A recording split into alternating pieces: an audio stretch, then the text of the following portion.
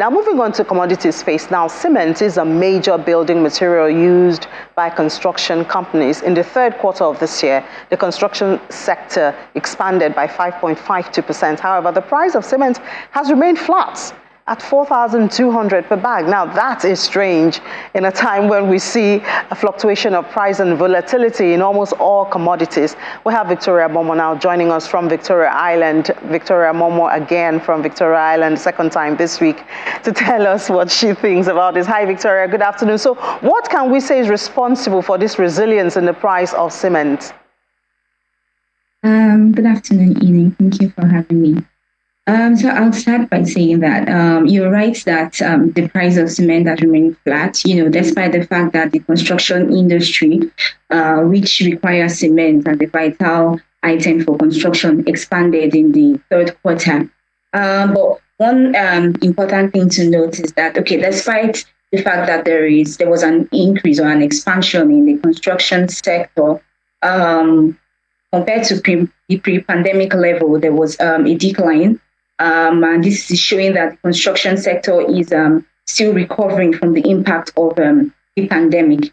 So the level of activity in the construction sector is still improving, but the demand pressure from the construction sector is not as much to trigger an increase in price of cement.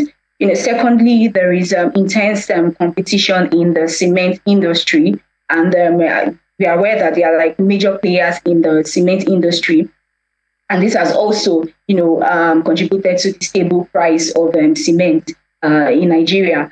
Not to mention the fact, not to exclude the fact that cement is domestically produced and supplied. So the impact of exchange rate pass-through is not really felt in the price of cement. All right, so today, incidentally, the second Niger bridge was opened, even though it's temporal. And we've heard a lot of government efforts in building infrastructure and, upgrading even the existing ones, and the issue of concessioning. What impact do you think this would do to the price of cement or the demand for it as we get into the new year?